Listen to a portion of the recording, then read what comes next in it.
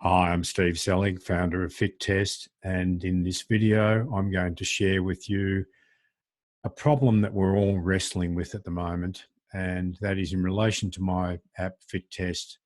I'm going to share with you how we can still provide an exceptional service for our clients in the area of exercise testing and exercise planning programming when our clients are socially isolated from us. So I'm not just talking about a 2-meter distance between us and the clients, because obviously you can use fit.test in the normal way with that kind of separation. I'm talking about social isolation where where your client might be performing this test on their own, near their home when you are nowhere near them.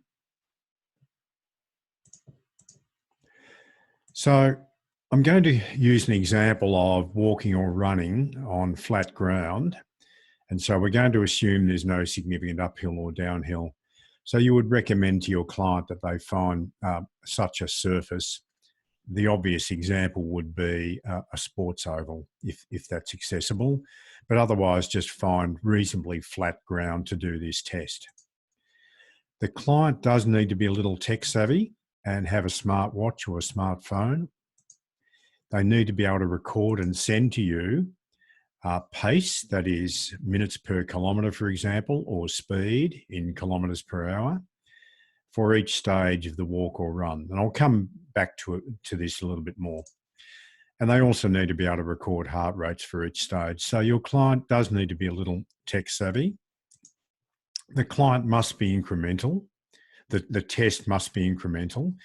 The pace or speed should gradually increase with at least 4 progressions, but the size of the increments do not need to be all the same. So we don't need to do any recording on paper of anything, because if the size of the increments are not quite the same, fit.test will still work beautifully in that scenario.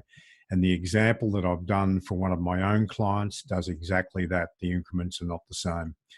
Also, the number of progressions is not dictated. So you could use as little as 4 stages of a progressive or an incremental exercise test, or you could use many more.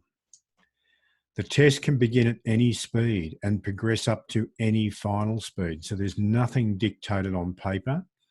You can just really let your client go out with an instruction to find flat ground, gradually increase their speed over 4 or more stages, and send you the data.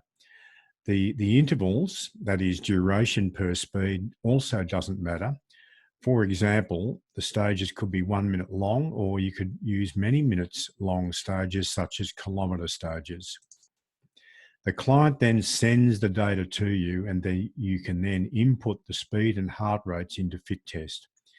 If the client has sent you pace data rather than speed data, then you can easily convert pace to speed using any of the online calculators, and that's really a 10-second job per conversion. So that's all there is to it. And from there, you can use fit.test in the normal way to create reports and exercise programs that you can send back to your client, or even to a referring medical practitioner or other health professional. So I'm just going to show you now one of my own clients that I've done exactly this. So this was done remotely.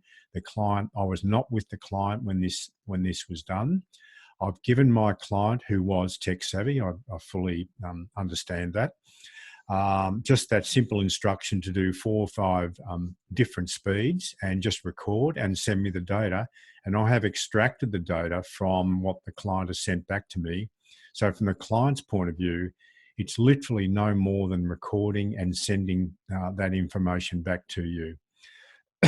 So in this, this client did 5 running stages, 1, 2, 3, 4, 5, nice increments, increases in heart rate all the way, achieving a peak heart rate of 186, which was 101% of age predicted.